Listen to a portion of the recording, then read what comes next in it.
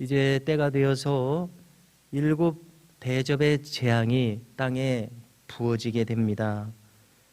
그래서 이것을 요한계시록 전체의 구조를 미루어 볼 때에 세 번째로 주어지는 재앙의 시리즈입니다. 첫째로는 7인 재앙이 주어졌고, 둘째로는 7나팔 재앙이 주어졌으며, 세 번째로 이제 7대접 재앙이 가해지기 시작합니다. 자, 그런데 이렇게 순서에 따라서 재앙이 주어진 것에 대해서 전통적으로 두 가지의 큰 해석이 있었습니다. 하나는 이것은 시간 순서대로 이대로 주어지는 재앙이라는 해석과, 두 번째 해석은 이것은 최종적인 심판으로 주어지는 재앙에 대해서 반복해서 보여주고 또 심화해서 보여주었다는 해석입니다. 이에 대한 입장은 저 고대의 어거스틴을 비롯해서 중세를 지나 종교 개혁자들이 바로 이러한 견해에 서 있습니다. 어느 해석도 가능할 것입니다. 이 성경이 기록된 대로 시간 순서대로 이렇게 재앙이 계속해서 주어진다는 해석도 가능하고, 또 그 다니엘서에서 그렇게 했습니다.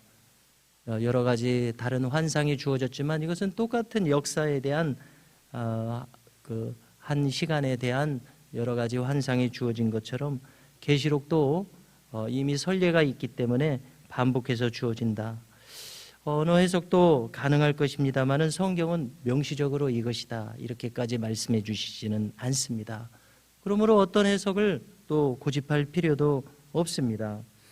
분명한 것은 이 재앙의 양상이 사실 내용상 똑같습니다. 이 세상에 대해서 하나님을 경외하지 않는 이들에 대해서 그 근원이 되는 짐승과 그 악의 근본적인 세력에 대해서 심판이 주어지는 것은 똑같은 양상입니다. 그러기에 이 종교 개혁자들은 반복 심화했다고 생각한 것 같습니다. 또 그럴 만한 것이 7인의 재앙에 있어서 마지막 7번째 인에는 재앙이 주어지지 않고 그대로 7나팔의 재앙을 그 안에서 펼쳐 보여주고 있습니다.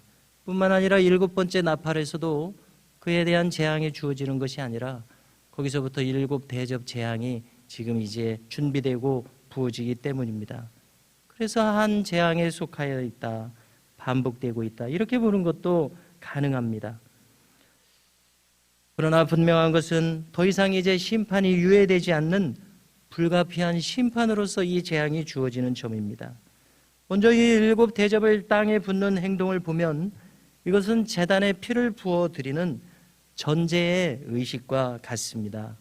즉 하나님이 심판하시는 이 역사하심도 거룩하신 하나님을 예배하는 그 연장선상에 있음을 보여주는 대목이라고 여겨집니다. 이제 첫 번째 천사가 대접을 땅에 쏟았습니다. 그러자 짐승의 표를 받은 사람들, 즉 이 내용은 무엇입니까? 세상과 타협하고 우상을 섬긴 자들이라는 뜻입니다. 이들에게 악한 종기가 생겼습니다.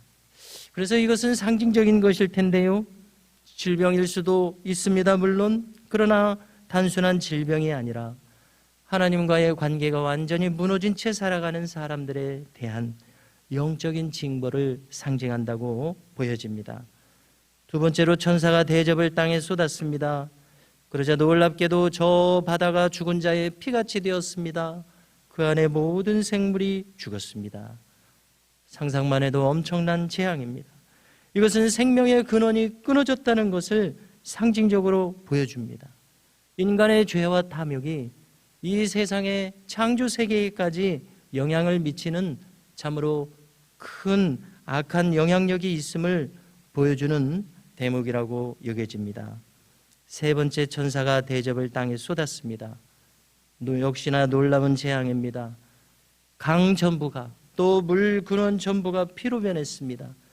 물 근원이라고 할 때 우선 떠오르는 것은 우리가 예전에는 샘물을 우물에서 길러 먹었습니다. 이러한 것들이 물의 근원 아니겠습니까? 인간이 마실 수 있는 모든 물이 피로 변했다는 의미입니다. 이때 천사가 외칩니다. 거룩하시니여 이렇게 심판하시니 의로우시도다 합니다. 자, 그리고 그 이유를 계속해서 말씀해 주는데요. 이 심판의 성격이 있습니다. 그것은 성도들과 선지자들에게, 피 흘린 자들에게 붙는 재앙으로서의 성격입니다.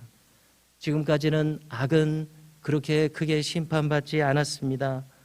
유예 기간이 주어졌었기 때문입니다. 심판이 유예되었습니다마는 이 시간은 이제 더 이상 이 심판이 유예되지 않는 마지막 재앙으로, 마지막 심판으로서의 재앙입니다. 그래서 결국 하나님의 공의가 성취되어서 악인이 심판을 받는 시간입니다. 십자가의 의미도 한편으로 심판의 의미가 있습니다. 우리를 향한 희생과 사랑으로서의 의미도 담겨져 있습니다. 사랑의 하나님의 성품이 드러나 있습니다. 그러나 이제 아들이시라도 하나님의 진노의 심판이 공의롭게 가해지는 것이 바로 이 십자가입니다. 그것은 생명을 값으로 주어야 할 만큼 심각한 것이었습니다. 이렇게 하나님의 공의로운 심판이 더 이상 유예되지 않는 것이 이 최종적인 심판입니다. 그러므로 천사는 이렇게 심판하시는 것이 의로우시도다 이렇게 선포하고 있습니다. 하나님의 공의가 성취되는 시간이라는 것입니다. 더 이상 유예되지 않는 최종적인 시간까지 이르렀다는 선포입니다. 이제 넷째 천사가 그 대접을 해에 쏟습니다. 이번에는 해에 붓는 것이 또 특별합니다. 그러자 해가 불로써 사람들을 태우는 권세를 받았습니다. 많은 것을 상상할 수 있겠습니다마는 상상조차 어려운 큰 재앙입니다. 자, 그런데 이러한 놀라운 재앙을 직면하고서도 사람들이 보여주는 반응을 보십시오. 그들은 회개하지 않습니다. 하나님을 비방합니다. 영광을 돌리지 않습니다. 이러한 무서운 심판을 당하면서도 여전히 회개하지 않는 완악한 마음이 변화되지 않고 있습니다. 이것을 우리가 읽으면서 얼마나 두려운 일입니까?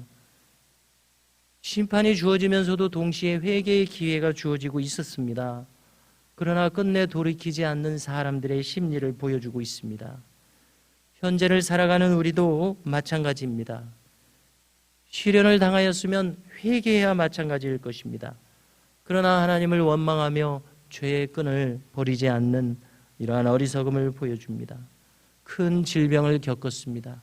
그러면 이제 큰일 났구나 하고 하나님을 생각해야 할 것입니다. 하나님께 돌이킬 마음을 가져야 할 것입니다만은 많은 경우에 또 그 질병이 나오면 언제 그랬느냐 싶게 여전히 하나님을 거역하며 거절하며 살아가는 것을 때때로 볼 때가 있습니다.